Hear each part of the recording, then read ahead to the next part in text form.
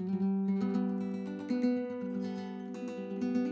I'm Ralph Demetrius, one of the astrologers with Planetary Calendar, and this is one of our astro portraits.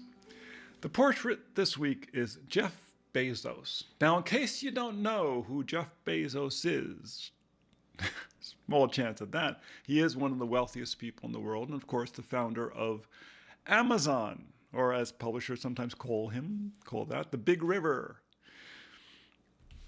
And his chart is actually quite remarkable. It's funny, when I first looked at the chart, I was first considering him as, I was doing a series on Cancerians, people born with the sun in Cancer, and about the power of the sun in Cancer, and I thought he was a Cancerian. No, I think what is Cancer is actually Amazon was founded in Cancer. So next time we have to do Amazon's chart maybe and talk about the power of that chart. But he's actually born at 21 degrees Capricorn, the sign opposite Cancer. Now, admittedly, a sign that's very involved with success and achievement, and I think that pretty much you can say that Mr. Bezos has accomplished that. So, if there was any question about that, he's born with Aries rising. Okay, let's give you the time first, because you might want to know that. January 12th, 1964, at 11:33 a.m. It's a Sunday, in the blessed days, in Albuquerque, New Mexico. And remarkably, we have a time. That 11:33 a.m. puts the sun within how many degrees? 10 degrees of the midheavens. So career achievement was very, very important to him. Now, Capricorn is considered the detriment position, so it's an introvert position. It's not an external position, but he has Mars in Capricorn, which is called the exalted position. It's an external position, and it's kind of the best friend position. It's at 29 degrees Capricorn. In the last degree of a sign, a planet picks up all of the energy of that sign. It's like you're just about to go out the door, and you got everything from that sign you could possibly have. And Mars in Capricorn is a really hard working position. What's funny is Capricorn, we see it as the goat. It likes to climb. In truth, Capricorn people misunderstand the idea. They call it a mystical creature because it's the sea goat. It's the head of the goat and the body of a fish. What does that describe? That's the sea lion or the seal. And what do? They climb up on rocks to get all the way to the top, to where it's the warmest. Yes, they climb, but then they dive down into the water. And the thing about Capricorn is Capricorn loves being, in that situation where fish are not aware of water, where you're immersed in society. They like being part of connected to everything, but they all seem to like tall buildings. They like to climb up. They're very much into that. You find a lot of Capricorns working in high rises, but it's the seal or the sea lion.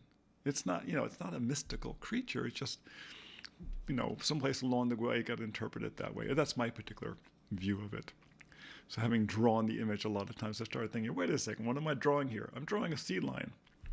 So Mars in Capricorn shows this hard-working position. And then thinking about climbing is funny because he, in the Amazon building, the main office, I don't know if he still did this, but he had his office on the top. He never used, 6 stories, he never used the elevator. He always used the stairs. And one of the reasons was he liked going down the stairs and going down through the building to see what people were doing.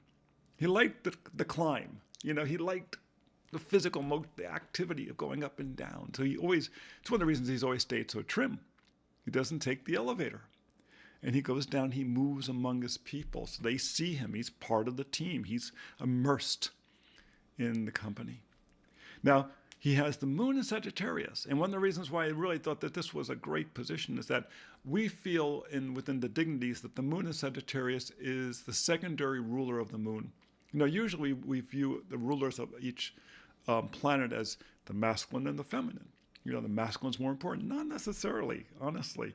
With Venus, for instance, of the 6 dignities, 4 of them are feminine. So therefore, the lead one is not Libra. The lead one is Taurus. Well, with the moon, the lead one is Cancer. Well, who's the secondary one? It could be Leo, but Leo doesn't like playing second fiddle to anybody. Sagittarius likes tagging along. It has no problem with that. And Sagittarius relates to Jupiter. It shares. And the thing about the lights as compared to the planets is that they share. The sun shares its secondary ruler. The secondary ruler is Cancer, which it shares with the moon. The moon shares with Jupiter. That's where the lights are different from the planets. They share. So the moon in Sagittarius we find in many, many very successful people, right? So Capricorn is once again found in very successful people who like to achieve, but that Mars in Capricorn is what really supercharges it. He also has Mercury in Capricorn, retrograde, interesting. Vesta conjunct the Mercury, having a mission. Well, Mercury has to do with reading. Capricorn has to do with physical objects. Physical objects are what? In reading, books. Amazon started off as a seller of books online. A mission. Conjunct the South Node. There was something in this that was reincarnational. He had done this before. Conjunct the South Node, conjunct the Midheaven. He's been successful in life before. Attaining success in the open world matters to him. Okay? He has Saturn in Aquarius. That's a rulership position. That's the external dynamic position. In other words, it takes action. Conjunct his Venus. Venus in Aquarius, what an interesting position. It's about working within a team. What's interesting too is Saturn in Aquarius and Venus in Aquarius has a lot to do with technology. Aquarius has a lot to do with electronics. Okay? The moon in Sagittarius likes working at a great distance. Okay? What's interesting is that moon in Sagittarius would be considered void of course. But traditionally, when the moon is in the sign of Jupiter or in the sign of the moon, so in other words, the signs of Taurus, Cancer, Sagittarius, Pisces, in those external positions, it's not considered void. It's basically considered in its own power. So that moon in Sagittarius, that ability to be emotionally effusive, emotionally there with people, to be able to instill that sense of optimism in people through your emotional and your physical activity. That's his moon position. It's one of the things that makes him, people like working with him.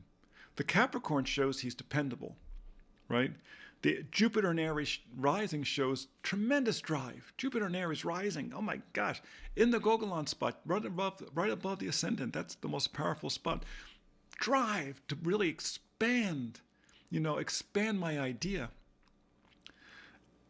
And then the moon in the 9th house, in Sagittarius, this ability to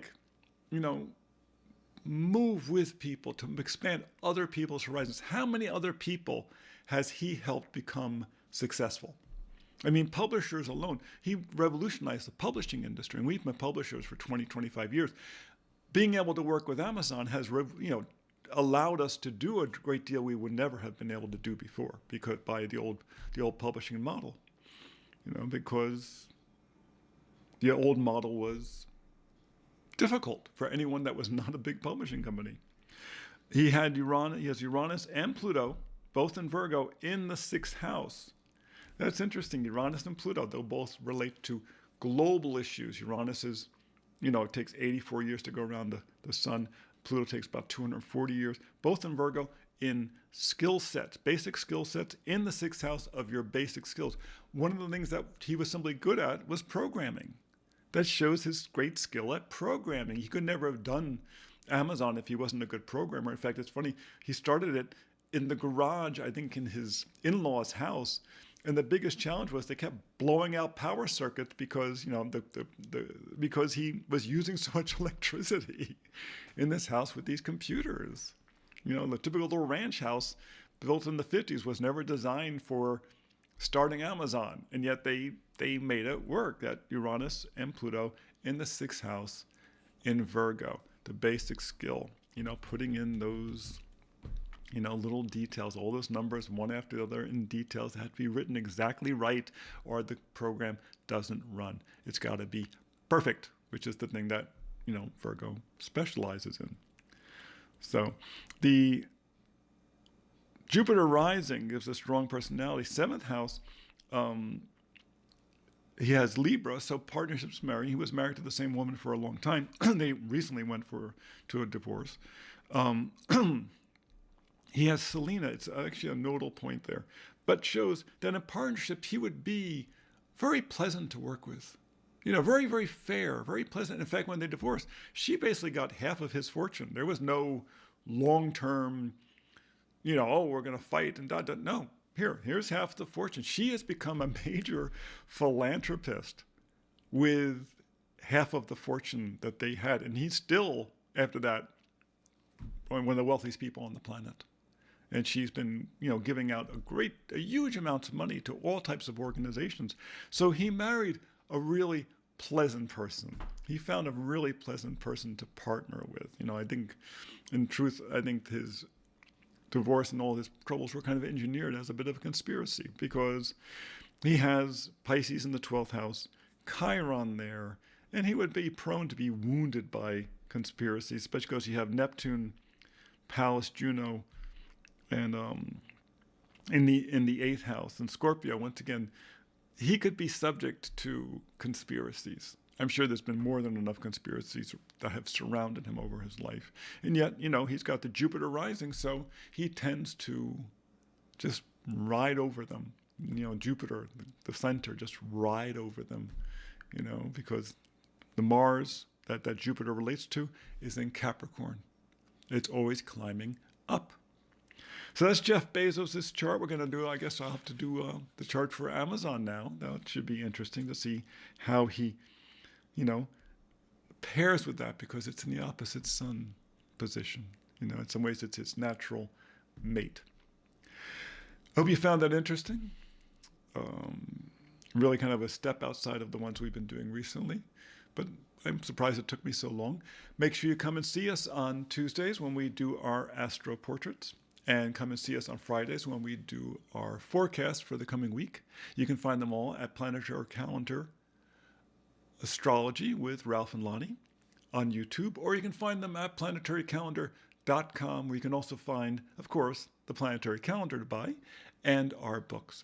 So until next time, be well.